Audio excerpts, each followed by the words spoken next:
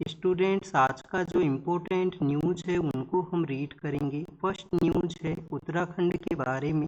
उत्तराखंड के चमोली डिस्ट्रिक्ट के अंदर एक अंडर कंस्ट्रक्शन टनल में वाटर लेवल है वो इंक्रीज हुआ। कुछ वर्कर्स वहाँ पे ट्रैप हुए हैं, तो वर्कर्स को रेस्क्यू किया गया। कुछ पर्सनस का कैजुअलिटी है उसको भी वहाँ पे ऑब्जर्व है वो किया गया है।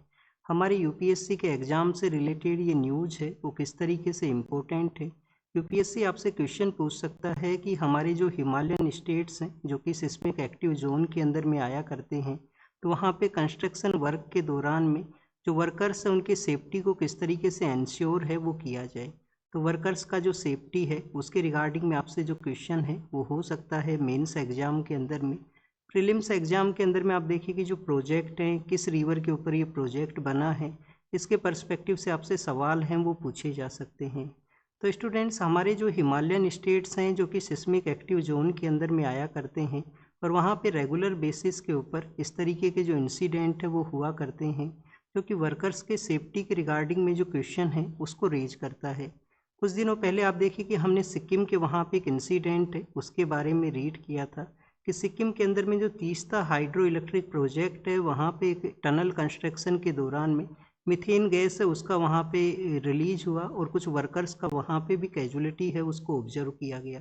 उत्तराखंड का ही जो उत्तरकाशी डिस्ट्रिक्ट है वहाँ पे 2023 के समय में एक टनल कंस्ट्रक्शन के दौरान में आप देखिए कि कुछ वर्कर्स हैं वो ट्रैप हुए थे, जिनको काफ़ी दिनों के बाद में रेस्क्यू है वो किया गया था। पॉजिटिव थिंग ये है कि 23 के उस इंसिडेंट में मैक्सिमम वर्कर्स हैं उनको सेफली वे के अंदर में रेस्क्यू है वो कर लिया गया था। काफ़ी दिनों तक वो ऑपरेशन है वो चला था। अब यहाँ पे सेफ्टी को किस तरीके से इंश्योर किया जाए।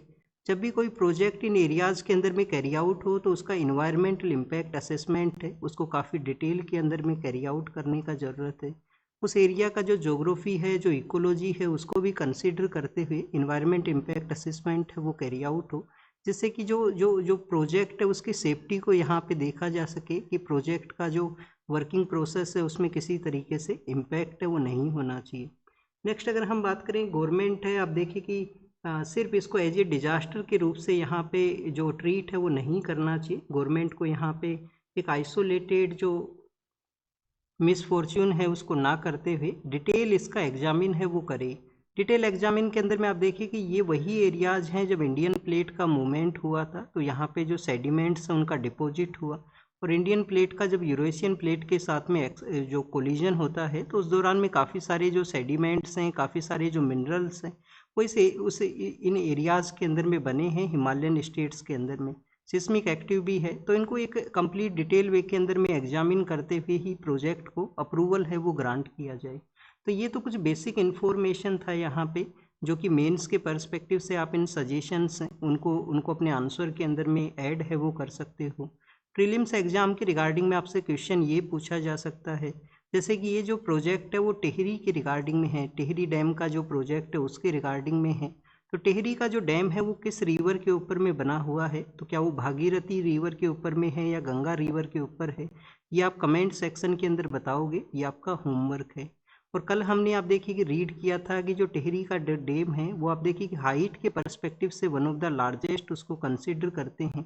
अगर हम एरिया वाइज अगर लार्जेस्ट डैम को कंसीडर करें तो आपको हीराकुंड का जो डैम है जो कि उड़ीसा के वहाँ पे सिचुएटेड है उसको हम लार्जेस्ट वे के अंदर में कंसीडर हैं वो करेंगे। तो ऐसा डिफरेंट पर्सपेक्टिव के वे के थ्रू जो लार्जेस्ट डैम है उसका भी आपको पता होना चाहिए। चमोली डिस्ट्रिक्ट का ये इंसिडेंट है। चमोली डिस्ट्रिक्ट जो कि नॉर्दर्न पार्ट ऑफ उत्तराखंड के अंदर में है, जो तिब्बत के साथ में भी अपना एरिया है वो शेयर करता है, और यहाँ पे काफ़ी सारे इंपॉर्टेंट जो प्रोटेक्टेड एरिया हैं वो भी सिचुएटेड हैं। जैसे कि आप देखिए कि जो वैली ऑफ द फ्लावर है उसका यहाँ पे इस्टेब्लिशमेंट है। वैली ऑफ द फ्लावर के अलावा स्टूडेंट्स जो नंदा देवी का जो एरिया है जो कि कंचनजंगा के बाद में हाईएस्ट पीक है वो आया करती है, तो नंदा देवी जो पीक है वो भी इसी चमोली डिस्ट्रिक्ट है उसके अंदर में सिचुएटेड है। मिडो फॉर्मेशन भी यहाँ पे हुआ करता है, जिन मिडोज़ को देखने के लिए जो टूरिस्ट पर्सन है वो आप देखिए कि हिल एरियाज़ में विजिट करते हैं, तो यहाँ पे जो एल्पाइन मिडो फॉर्मेशन है वो भी आपको चमोली डिस्ट्रिक्ट है वहाँ पे मिलेगा। नेक्स्ट जो न्यूज़ है वो यूएस के कुछ एलिगेशंस के बारे में है। यूएस के द्वारा एक रिपोर्ट रिलीज किया गया कि चाइना के अगेंस्ट में उन्होंने जो जो जो टैरिफ को इम्पोज किया है, तो चाइना ने आप देखिए कि टैरिफ को यहाँ पे इवेट करते हुए, स्किप करते हुए एक जो स्ट्रेटजी है उसको यूज किया है कि कुछ ऐसे कंट्रीज जिनका की ट्रेड है वो यूएस के साथ में काफ़ी बेटर है, तो उन कंट्रीज को अपना जो ट्रेड उन्होंने आप देखिए एक्सपोर्ट किया है और वहाँ पे उस ट्रेड के जो प्रोडक्ट हैं उनको असेंबल करते हुए किसी ना किसी तरीके से जो स्मॉल वर्क है उसके थ्रू उनको ज्वाइन करते हुए उन प्रोडक्ट्स को और यूएस को जो सप्लाई है वो किया गया। यूएस ने इस कम्प्लीटली जो प्रोसेस है उसको यहाँ पे ट्रांसशिपमेंट स्कैम के रूप से बताया है कि जो प्रोडक्ट है उसी को इस तरीके से ट्रांसशिपमेंट है वो किया गया है, तो ट्रांसशिपमेंट का जो स्कैम है उसको यहाँ पे मेंशन है वो किया गया यूएस के द्वारा। तो ये ट्रांसशिपमेंट स्कैम के बारे में है।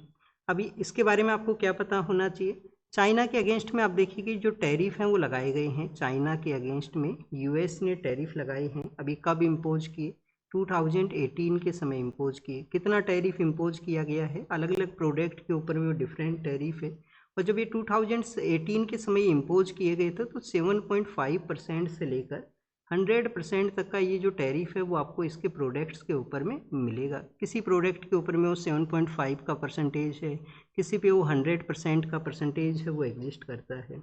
तो चाइना ने इस यहाँ पे इसको इवेड करने के लिए क्या किया कि जिन कंट्रीज़ का क्लोज रिलेशन है, क्लोज जो ट्रेड हुआ करता है, उनके साथ उनको अपना जो शिपमेंट है उसको सप्लाई किया है जहाँ पे लोअर टैरिफ है वो एग्जिस्ट करता है। तो ये लोअर टैरिफ वाले कौन से कंट्री हैं जिनके थ्रू ये यूएस के लिए जो सप्लाई हुआ है, तो ये कंट्रीज़ का नेम इन्होंने अपनी रिपोर्ट के अंदर में बताया कि एक तो आप देखिए कि जो नॉर्दर्न अमेरिकन कंट्री है वहाँ के ही दो नेशन हैं, मैक्सिको और कनाडा है।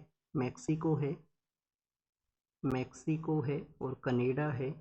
मैक्सिको और कनाडा के अलावा आप देखिए यूरोपियन यूनियन के भी कुछ कंट्रीज़ हैं, इंडिया भी इसका पार्ट है। जापान को भी यहाँ पे बताया गया है। जापान के अलावा आप देखिए कि जो साउथ कोरिया है उसको भी यहाँ पे इस रिपोर्ट में इन कंट्रीज़ का नेम है वो दिया गया है।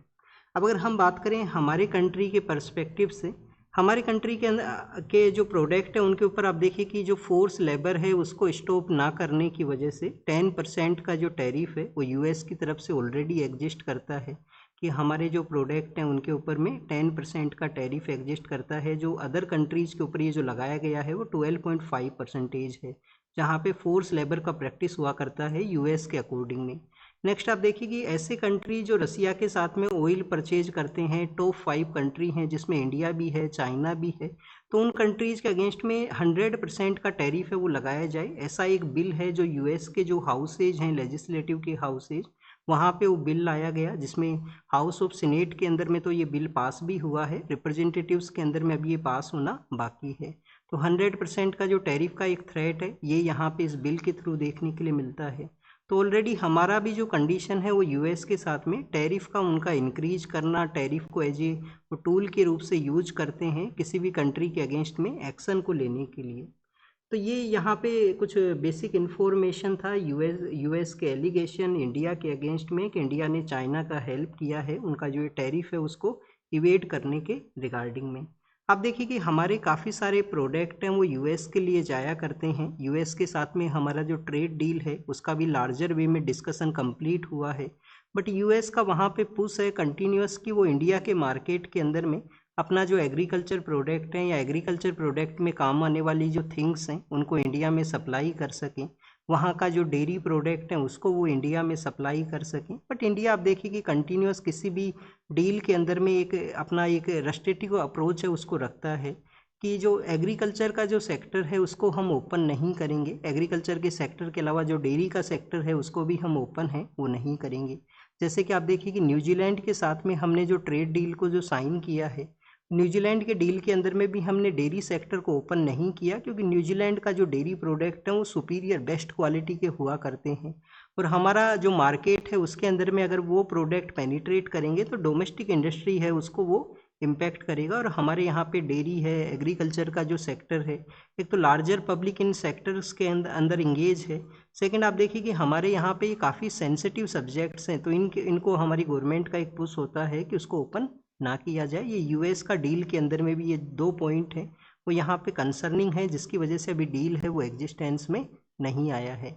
नेक्स्ट अगर हम रीड करें स्टूडेंट्स, यहाँ पे रसिया के साथ में ऑयल परचेज के बारे में है, तो हमारा जो ऑयल परचेज है वो 40% से मोर आपको मिलेगा जो कि पहले नहीं हुआ करता था, पहले 35 to 37% होता था, बट वेस्ट एशिया के क्राइसिस के बाद में अभी रिसेंट जो 2 मंथ हैं उस दौरान भी ये जो नंबर्स हैं वो 48% के आसपास पहुँचे हैं कि हमने रसिया के साथ में जो ऑयल का परचेज है वो टोटल उनका जो भी ऑयल सेल हुआ है जिसका 48% हमारा जो ऑयल परचेज है वो वहाँ से आया है।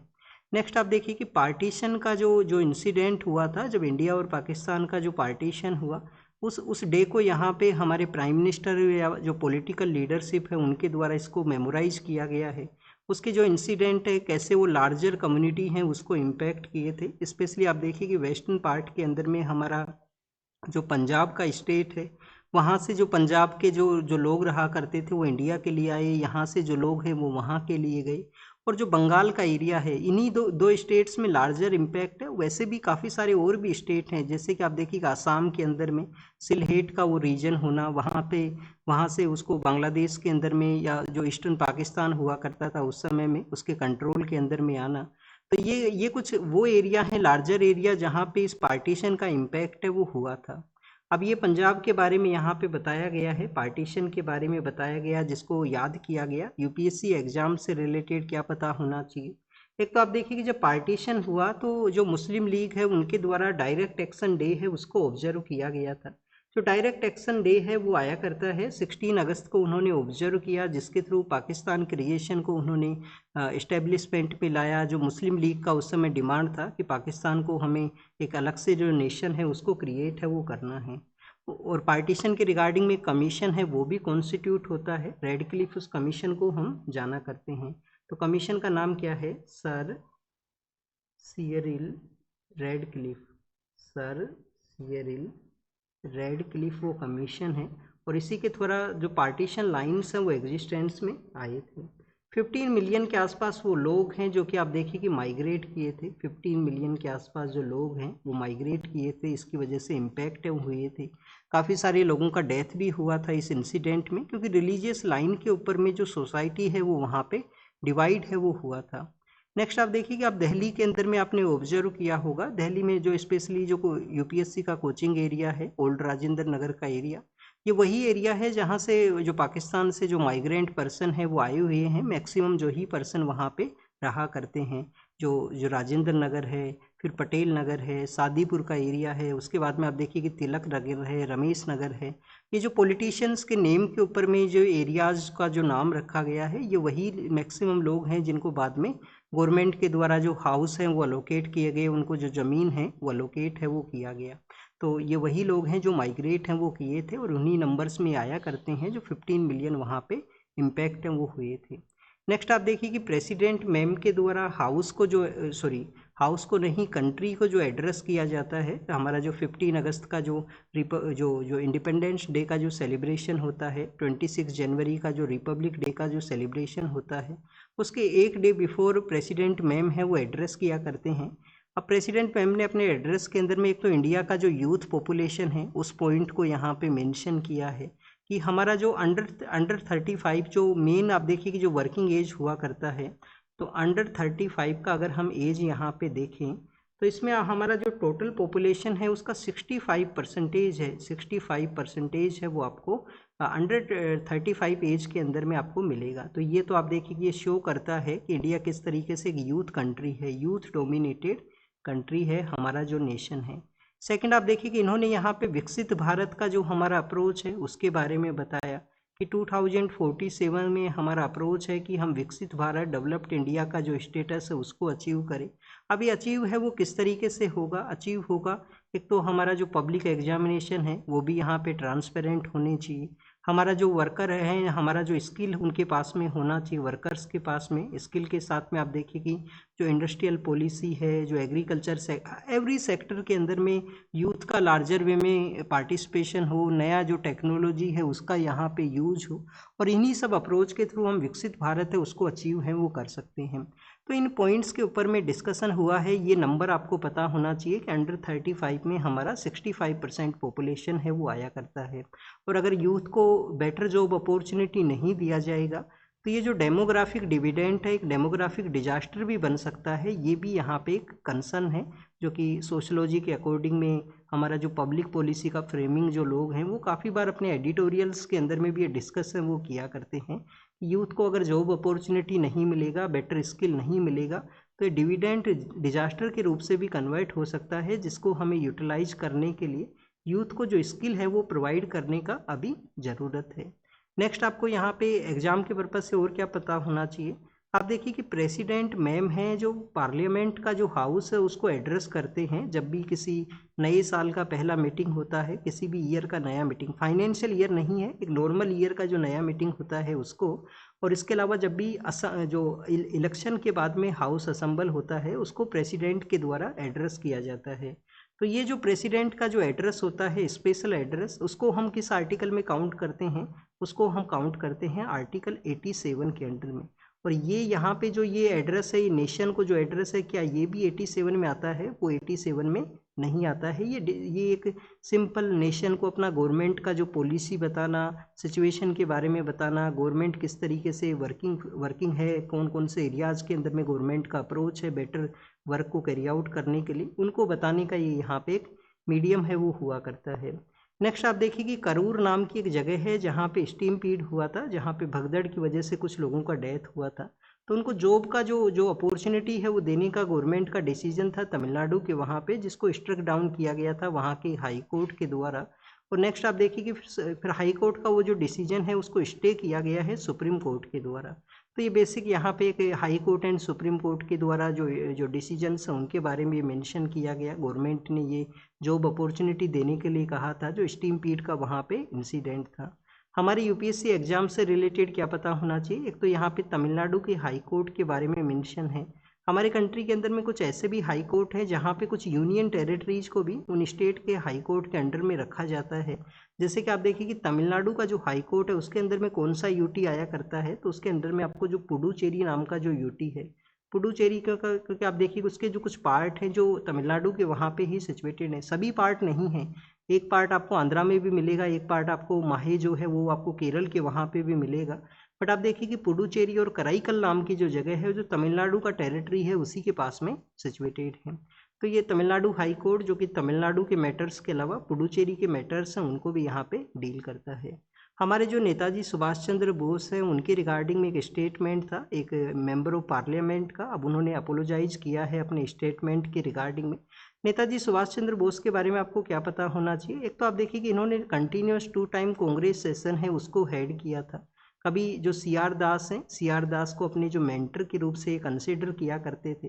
और सी आर दास के बाद में आप देखिए कि जो यूथ लीडर्स आए थे जिसमें जवाहरलाल नेहरू भी हैं, जो नेताजी सुभाष चंद्र बोस भी हैं, वो उस समय आप देखिए कि मूवमेंट को लीड हैं वो करते हैं। उनके बाद में सी आर दास का जो रिटायरमेंट है, मोतीलाल नेहरू का जो समय है उसके बाद में फिर आपको ये मिलेगा कि जो नेताजी सुभाष चंद्र बोस हैं उन्होंने कांग्रेस के अंदर में भी अपना जो प्रेजेंस है उसको काफ़ी बेटर वे के अंदर में इंश्योर किया। जैसे कि हरिपुरा सेशन है उसको इनके द्वारा हेड है वो किया गया। सेकंड सेशन के अंदर में भी ये जो प्रेसिडेंट है वो इलेक्ट हुए थे, बाद में इन्होंने उससे रिजाइन किया और इन्होंने ऑल इंडिया फॉरवर्ड ब्लॉक है उसको क्रिएट किया, ऑल इंडिया फॉरवर्ड ब्लॉक को क्रिएट किया। आज़ाद हिंद फौज जिसको कि मोहन सिंह, कैप्टन मोहन सिंह के द्वारा सेटअप किया गया था, और उसके अंदर में ये नेताजी सुभाष चंद्र बोस हैं वो लीड करते हैं आज़ाद हिंद फौज को, और ये लेके आते हैं साउथ ईस्ट एशिया से, वहाँ से जो प्रिजनर ऑफ वॉर हैं जो उस फौज के अंदर में जुड़ते हैं। और कैसे आप देखिए कि उस इंडियन नेशनल आर्मी के द्वारा हमारे काफ़ी सारे एरियाज़ के अंदर में जो कंट्रीब्यूट किया गया, हमारा जो अंडमान एंड निकोबार का जो आइलैंड एरिया है उसके भी कुछ आप देखिए कि जो आइलैंड्स हैं उनका भी नेमिंग इन्होंने किया था। जो स्वराज आइलैंड है, जो वहाँ पे आप देखिए कि जो अलग अलग द्वीप होते थे जो ब्रिटिश ने अपने ही जो आर्मी के जो ऑफिसर हैं उनके नाम पे रखा था, उसको इन्होंने रीनेम है वो किया था। हेवलॉक को इन्होंने स्वराज नाम है वो दिया था उस समय। अभी गवर्नमेंट ने भी उन आइलैंड्स का जो नाम है वो चेंज किया है। नेक्स्ट आप देखिए कि जो नेताजी सुभाष चंद्र बोस जिस आर्मी को लीड कर रहे थे, आज़ाद हिंद फौज, इंडियन नेशनल आर्मी, उसके अंदर वुमेन जो सोल्जर्स हैं उनका भी प्रेजेंस था। वुमेन सोल्जर्स का एक वहाँ पे विंग हुआ करता था जिसको कि जो रानी लक्ष्मीबाई विंग के नाम से जाना करते थे, और ये यहाँ पे आज़ाद हिंद फौज के बारे में है। इसी आज़ाद हिंद फौज के 3 जो ऑफिसर्स हैं उनके ट्रायल होते हैं रेड फोर्ट एरिया के अंदर में, और उन ट्रायल्स के अंदर में आप देखिए कि जो जो पब्लिक है वो यूनाइट होती है, कैसे आज़ाद हिंद फौज के जो प्रिजनर्स हैं उनको उस समय गाँव के अंदर में हर एक एरिया के अंदर में वेलकम किया जाता है, और पब्लिक सेंटीमेंट इस तरीके से हैवी होता है उस समय में कि उसी के थ्रू पब्लिक का एक मूवमेंट हुआ। वहाँ पे कोई लीडर का जो ज़रूरत है वो नहीं था, पब्लिक का वो मूवमेंट था, और उसी के बाद में ब्रिटिश लोगों ने डिसाइड किया कि वो इंडिया से विड्रॉवल है उसको कैरी आउट करेंगे। तो नेताजी सुभाष चंद्र बोस के बारे में कुछ इंपॉर्टेंट ये फैक्ट थे यहाँ पे। यूपीएससी आपसे जीएस पेपर 1 के अंदर में क्वेश्चन पूछ लेगा कि आपको जो नेशनलिज्म के रिगार्डिंग में नेताजी सुभाष चंद्र बोस और गांधी के जो विचार हैं वो क्या थे, किस तरीके से एक दूसरे से डिफरेंट विचार हुआ करते थे। आपसे क्वेश्चन पूछ लिया जाएगा कि फ्रीडम ऑफ मूवमेंट के अंदर में नेताजी सुभाष चंद्र बोस का अप्रोच किस तरीके से था, एम.के. गांधी का अप्रोच क्या था, या वर्ल्ड वॉर सेकेंड के समय ब्रिटिश को सपोर्ट करना है या नहीं करना है, उसके रिगार्डिंग में हमारे यहाँ पे कितना डिफरेंट आइडियोलॉजी हैं, विंग हैं, वो एग्जिस्ट किया करते थे। तो ये भी आपको ऐसे जो सवाल हैं वो पूछे जा सकते हैं। आपको इस तरीके से भी प्रिपेयर करना चाहिए अपने डेट आप जब रीड करो अपना जो बेसिक बुक्स हैं उनको। नेक्स्ट आप देखिए कि वर्ल्ड का यहाँ पे जो जो पेज है उसको इंक्लूड किया है, तो वर्ल्ड का जो न्यूज़ है उनको हम यहाँ पे रीड करेंगे। अभी आप देखिए कि यूनाइटेड अरब अमीरात का जो स्टेट का जो कंपनी है, आबू धाबी जो ऑयल कंपनी है, उसका जो यहाँ पे शिप वेसल है वो पास होना था स्ट्रेट ऑफ हॉर्मुज से, जिसको अटैक किया गया है।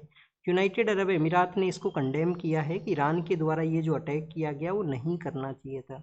कल हमने हमारा जो गुड्स का जो एक्सपोर्ट है उसके बारे में देखा था, और उस दौरान में हमने एक पॉइंट रीड किया था, हमारा जो गुड्स है लास्ट मंथ के अंदर में वेस्ट एशिया के कंट्रीज़ के लिए भी इंक्रीज है वो हुआ है। तो पॉइंट हमने ये रीड किया था कि कुछ यूनाइटेड अरब अमीरात के कुछ ऐसे पोर्ट हैं जिन पे जाने के लिए स्ट्रेट ऑफ हॉर्मुज को जो पास है वो नहीं करना होता है, क्योंकि आप देखिए कि जो गल्फ ऑफ ओमान है वहाँ पे एक तो ओमान सिचुएटेड है, ओमान का एक जो एरिया है जो उसके रेस्ट ऑफ द पार्ट से अलग है, जो एक पेनिनसुलर एरिया है जो कि स्ट्रेट ऑफ हॉर्मुज का जो टिप है वहाँ पे वो सिचुएटेड है, और ये जो रिमेनिंग एरिया है जो यूनाइटेड अरब अमीरात के एरिया में आया करता है। तो यहाँ पे इनके कुछ पोर्ट हैं वो सिचुएटेड हैं। पोर्ट के बारे में अगर हम देखें तो एक पोर्ट को हम फुजैरा के नाम से जानते हैं, फुजैरा नाम से एक पोर्ट है। फुजैरा नाम के अलावा आप देखिए कि खोर फक्कन है, खोर फक्कन है, खोर फक्कन के अलावा डिब्बा नाम से एक पोर्ट है। तो ये 3 ऐसे पोर्ट हैं जिनको जाने के लिए आपको स्ट्रेट ऑफ हॉर्मुज को पास है वो नहीं करना होता, बट ये उसी से पास होने वाला शिप वेसल था जिसको टारगेट किया गया। इटली के जो नाटो के जो फाइटर्स हैं, इटली आप देखिए कि नाटो मेंबर कंट्री है, और उसके जो फाइटर्स हैं वो किसी अदर एरिया के अंदर में डिप्लॉय थे, लाटविया के वहाँ पे उनके एयर स्पेस के अंदर में एक ड्रोन एंटर किया। वो हो सकता है रसिया का ड्रोन हो या यूक्रेन का ड्रोन हो, अब उसको उन्होंने डाउन किया है, उसको शूट है वो किया गया है। जब स्टूडेंट्स हम यहाँ पे रीड करते हैं लाटविया के बारे में, या आप देखिए कि ये जो बाल्टिक नेशंस हैं इनके बारे में, तो ये 3 कंट्रीज आपको पता होना चाहिए। ये कि आप देखिए कि एक लाइन के अंदर में ये सिचुएटेड है, नॉर्दर्न पार्ट के अंदर में जो कंट्री है उसको एस्टोनिया के नाम से जाना करते हैं, किसके नाम से, एस्टोनिया के नाम से, और इस एरिया में बाल्टिक नेशन है। फिर आप देखिए कि लाटविया है, मिडिल पार्ट के अंदर में लाटविया है, लाटविया के सदन के अंदर में लिथुआनिया है, लाटविया के सदन के अंदर में लिथुआनिया है। तो ये 3 कंट्रीज हैं इस तरीके से जो कि बाल्टिक नेशंस के नाम से जाना करते हैं। कभी ये यूएसएसआर के ही अंडर में आते थे। 91 के समय जब यूएसएसआर का वहाँ पे डिजोल्व होता है, यूएसएसआर वहाँ पे आप देखिए डिसकंटिन्यू होता है, तो ये नेशंस एग्जिस्टेंस में आए थे, और ये नेशंस यूरोपियन यूनियन का भी पार्ट है, नाटो का भी मेंबर्स हैं। नॉर्दर्न अटलांटिक जो ट्रीटी ऑर्गेनाइजेशन है जिसमें कलेक्टिव डिफेंस का मैकेनिज्म है, तो उसका भी ये मेंबर के रूप से एग्जिस्ट करते हैं। फिर नॉर्दर्न कोरिया के बारे में है। नॉर्दर्न कोरिया ने आप देखिए कि यूएस और साउथ कोरिया का जो ड्रिल होने वाला है उससे पहले उन्होंने कहा है, वार्निंग को इशू किया है। कुछ दिनों पहले इन्होंने एक जो फायरिंग है वो भी किया था नॉर्दर्न कोरिया के द्वारा, तो उसके बारे में यहाँ पे बताया। कुछ दिनों पहले हमने रीड किया था कि नॉर्दर्न कोरिया ने अपने कुछ जो इक्विपमेंट्स हैं उनको आप देखिए कि रसिया के लिए सप्लाई किया है, जिसको यूक्रेन ने ऑब्जेक्शन है वो किया था। उन्होंने अपने बैलिस्टिक मिसाइल हैं वो जो रसिया के लिए किए थे। स्टूडेंट्स, नॉर्दर्न कोरिया और सदर्न कोरिया को डिवाइड करने वाला जो लाइन है उसको हम किस नाम से जानते हैं, उसको हम जाना करते हैं 38 पैरेलल के नाम से, 38 पैरेलल के नाम से। फिर यहाँ पे जो है वो जाम्बिया के बारे में है। जाम्बिया नाम का नेशन कहाँ पे है, अफ्रीका के अंदर में। वहाँ पे इलेक्शन हुए थे, इलेक्शन में कुछ इश्यू क्रिएट होने की वजह से वोटिंग का जो काउंटिंग है उसको स्टॉप है वो कर दिया गया था। अब जाम्बिया के बारे में आपको क्या पता होना चाहिए, एक तो आप देखिए कि southern part of Africa, completely southern में नहीं है बट सदर्न सेंट्रल पार्ट का ये एरिया है, ये एक लैंडलॉक कंट्री के रूप से एग्जिस्ट करता है। लैंडलॉक कंट्री है जाम्बिया नाम का, लैंडलॉक कंट्री है। वहाँ पे एक रिवर फ्लो करती है, जिम्बेजी नाम का एक रिवर है, जाम्बेजी नाम का एक रिवर है, उसी के नाम के ऊपर में इस कंट्री का जो नाम है वो रखा गया है। जब आप इस कंट्री को आप देखोगे तो आपको वहाँ पे एक बटरफ्लाई काइंड ऑफ इसका शेप है वो मिलेगा, क्योंकि इसके नॉर्दर्न पार्ट के अंदर में कोंगो का एक एरिया है जिसका एक्सटेंशन है, जिसको कि हम कोंगो पेडिकल के नाम से जानते हैं। अभी कोंगो पेडिकल क्या है, आप देखिए कि वहाँ पे एक कोपर रिच एरिया है जिसको कि आप देखिए कि कटांगा के नाम से जाना करते हैं। उस एरिया को किसके नाम से जाना करते हैं, कटांगा होट के नाम से जाना करते हैं। उस एरिया का जो ये एक्सटेंशन है यहाँ पे हम ड्रॉ करेंगे, इस तरीके से उसका एक्सटेंशन है, और जो जाम्बिया को इस तरीके से डिवाइड करता है, बटरफ्लाई काइंड ऑफ शेप है वो प्रोवाइड करता है। कॉपर का प्रोडक्शन हुआ करता है, कॉपर बेल्ट यहाँ पे एग्जिस्ट करता है। चिली के बाद में सेकंड नंबर पे कॉपर का जो प्रोडक्शन है वो जाम्बिया के वहाँ पे है। फिर आप देखिए कि विक्टोरिया नाम से भी एक फॉल एग्जिस्ट करता है जाम्बिया के अंदर में, और वहाँ पे कुछ इम्पोर्टेंट लैंडस्केप भी हैं जिनको कि आप देखिए कि कैफ्यू फ्लैट्स के नाम से, बेंगुएला स्वैम्प्स के नाम से उन फ्लैट एरियाज़ को हम जानते हैं। इनको आप कभी गूगल करना, बेंगुएला जो स्वैम्प्स हैं, कैफ्यू जो वहाँ पे फ्लैट एरियाज़ हैं, उनको आप कभी गूगल करना। कॉपर का प्रोडक्शन यहाँ पे लार्जर नंबर में होता है। तो लैंडलॉक कंट्री है, जिम्बाब्वे है उससे ये अलग कंट्री है, जाम्बिया नाम का जो अलग नेशन है वो एग्जिस्ट करता है। यूएस का जो अथॉरिटीज़ हैं उन्होंने कहा है कि ईरान के साथ में न्यूक्लियर जो उनका प्रोग्राम को रोकना अब उनका अपॉर्चुनिटी नहीं है, अब उनका ऑब्जेक्टिव नहीं है। अब उनका टारगेट क्या है कि जो गैसोलाइन का जो प्राइस इंक्रीज हुआ है, गैसोलाइन का जो प्राइस इंक्रीज हुआ है उसको लोअर करना, उसको कंट्रोल करना, ये यहाँ पे यूएस का प्रेजेंट समय में मेन प्रायोरिटी है। अभी आप देखिए कि डिस्टरबेंस होने की वजह से गैसोलाइन प्राइस है उसमें इंक्रीज हुआ था, तो उसको बताया गया। यूके के एक फार राइट जो पॉलिटिकल पर्सन है, बाईपोल के अंदर में उनका विक्ट्री हुआ, उसको यहाँ पे मेंशन किया गया है। वर्ल्ड के जो अदर न्यूज़ हैं उनको भी अभी एक बार हम देख लेते हैं। अदर न्यूज़ क्या है, एक तो रसिया के बारे में है कि यूएस के द्वारा जो यूक्रेन को जो सपोर्ट दिया गया है, इंटेलिजेंस का सपोर्ट हो, जो वेपन, जो डिफेंस वेपन है उसका सपोर्ट हो। जैसे कि आप देखिए कि पेट्रोइट एक डिफेंस सिस्टम है, उसको वहाँ पे प्रोवाइड किया जाना। तो रसिया ने यहाँ पे आंसर मांगा है यूएस के साथ में, किस तरीके से आपने क्यों सपोर्ट प्रोवाइड किया यूक्रेन को यहाँ पे। फिर एक आप देखिए कि क्राइम के बारे में है जो कि एग्जाम के पर्पज़ से नहीं इम्पोर्टेंट है।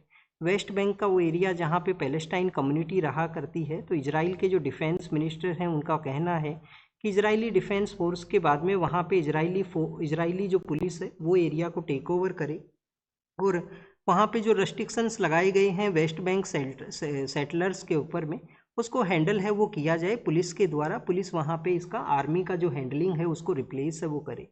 अल्टीमेट पर्पज़ यही है, एक तो वहाँ पे इलेक्शन है, वेस्ट बैंक के एरिया को अपने कंट्रोल के अंदर में लेके आना। नेक्स्ट जो न्यूज़ है वो आप देखिए कि यहाँ पे पार्लियामेंट के हाउस के बारे में बताया गया कि जो मानसून का जो सेशन हुआ उसमें कम्प्लीटली आप देखिए कि जो क्वालिटी ऑफ डिस्कशन है वो नहीं हो सका, कंटिन्यूस डिस्टरबेंस रहा है। पार्लियामेंट का जो हाउस है वो गवर्नमेंट को अकाउंटेबल रखने के लिए, डिस्कशन एंड डेलिब्रेशन को कैरी आउट करने के लिए एक इम्पोर्टेंट टूल है, एक इम्पोर्टेंट इंस्टीट्यूशन है। और बिल्स का भी डिटेल वे के अंदर में आप देखिए कि स्क्रूटनाइज है वो हो सकता है, बट किसी भी बिल का जो डिटेल डिस्कशन है वो वहाँ पे नहीं हुआ। तो हाउस डिसऑर्डर के अंदर में है। रूलिंग पार्टी का भी एक रिस्पॉन्सिबिलिटी है कि अपोजिशन पार्टीज के साथ में एक कंसेंसस को वो सेटअप करे, ऑल पार्टी मीटिंग के अंदर में जो अपना एजेंडा है उसको यहाँ पे बताए, जिसके थ्रू आप देखिए कि एक हाउस को ऑर्डर है उसमें लाया जा सके। सोशल मीडिया कंपनीज के बारे में यहाँ पे मेंशन किया गया कि सोशल मीडिया कंपनीज को जिस तरीके से चाइना के द्वारा रेगुलेट किया जाता है, या अदर कंट्रीज हैं जो टाइटली वे के अंदर में साइबर स्पेस को कंट्रोल करते हैं, इंडिया के द्वारा भी इस तरीके से जो कोशिश है वो होना चाहिए। अभी इंडिया ने आप देखिए कि इन प्लेटफॉर्म्स से जवाब है वो मांगा है। एक तो वहाँ पे उनको जो सेफ हार्बर का जो कॉन्सेप्ट प्रोवाइड किया जाता है कि कुछ भी वहाँ पे जो प्लेटफॉर्म के ऊपर में होगा, प्लेटफॉर्म वहाँ पे लाइबल नहीं होगा। बट ये सेफ हार्बर जब तक ही है जब तक गवर्नमेंट का डायरेक्शन उनके द्वारा मांगा जाए, जो सोशल मीडिया इंटरमीडिएटरी एक्ट है उसके थ्रू अपना जो एफिलिएशन है, जो कंट्रोल है उसको यहाँ पे बताए। नेक्स्ट आप देखिए कि स्टूडेंट्स यहाँ पे बैट का जो मैन्युफैक्चरिंग है, जो कश्मीर के अंदर में एक इंडस्ट्री है, उसके बारे में यहाँ पे बताया गया। विल्लोज को उसको जाना करते हैं। अनंतनाग के एरिया के अंदर में ये हुआ करता है, वहाँ पे वुड है उसका भी प्रेजेंस है। तो कोई भी इंडस्ट्री अगर डेवलप होती है तो रॉ मटेरियल कैसा है, लेबर वहाँ पे है या नहीं है, फाइनेंस का एक्टिविटी है या नहीं है, और मार्केट कैसा है। तो स्टूडेंट्स रॉ मटेरियल के अंदर में वहाँ पे आप देखिए कि वुड है उसका प्रेजेंस है। लेबर के अंदर में वहाँ पे स्किल जो लेबरर्स हैं जो कि कश्मीर के अंदर में बैट मैन्युफैक्चरिंग स्पोर्ट्स का जो इंफ्रास्ट्रक्चर है उसके मैन्युफैक्चरिंग में आते हैं। फाइनेंस का प्रेजेंस है, जो इंडस्ट्री वहाँ पे सर्वाइव करता है पहले से। और मार्केट के परस्पेक्टिव से अगर हम फोर्थ पॉइंट को देखें तो इंडिया आप देखिए कि लार्जेस्ट मार्केट है स्पोर्ट्स इक्विपमेंट्स के लिए, काफ़ी संख्या में लोग हैं वो स्पोर्ट्स खेला करते हैं। बट क्रिकेट का डोमिनेशन है, इसी वजह से आपको क्रिकेट के बैट्स हैं वो आपको मिलेंगे। जो बार काउंसिल ऑफ इंडिया है उसके द्वारा जो रेस्ट्रिक्ट करने का जो डिसीजन लिया गया था, जिसको सीजीआई ने भी क्रिटिसाइज़ किया है कि डायलॉग को यहाँ पे ख़त्म करेगा, डायलॉग को ये स्टॉप है वो कर सकता है। तो ये बार काउंसिल ऑफ इंडिया के बारे में है, जो कि एडवोकेट एक्ट के through as a statutory body के रूप से सेटअप है, जिसको सीजीआई के द्वारा भी क्रिटिसाइज किया गया। स्टूडेंट्स ने अभी एक अल्टीमेटम दिया था कि सीजीआई उसमें पार्टिसिपेट ना करें एक फंक्शन के अंदर में, और उनका एक यहाँ पे ऑब्जेक्शन था। सेंसस एक्सरसाइज के बारे में है, सेंसस जिसके अंदर में कास्ट का भी जो डाटा है वो काउंट होगा। तो सेकंड राउंड के अंदर में आप देखिए कि 40 के आसपास वो क्वेश्चन हैं जो इस एक्सरसाइज का पार्ट यहाँ पे रहेंगे। और फिर आप देखिए कि यहाँ पे विलेज गार्ड जो हुआ करते हैं, विलेज डिफेंस गार्ड, जैसे लोग जो विलेज के जिनको की सिक्योरिटी फोर्स हैं जो कुछ स्किल प्रोवाइड करते हैं डिफेंस का, और आप देखिए उन्हीं के द्वारा कुछ फायरिंग किया गया उसको यहाँ पे बताया गया है। एक डिफेंस लाइन के अंदर में एक विंग को तैयार किया जाता है, विलेज डिफेंस गार्ड, जो कि सिक्योरिटी फोर्स इस तरीके से उनको डेवलप करते हैं कि कोई यहाँ पे इनिशियल जो अटैक है उसको फेस कर सकें, किसी तरीके से सिविलियंस को सपोर्ट हम वो प्रोवाइड कर सकें। This is all the information related to the today's newspaper. आप इसको रीड कीजिए, रिवाइज कीजिए, जो भी इन्फॉर्मेशन आपको मिला है उसको नोट डाउन कीजिए। Thank you students, thank you.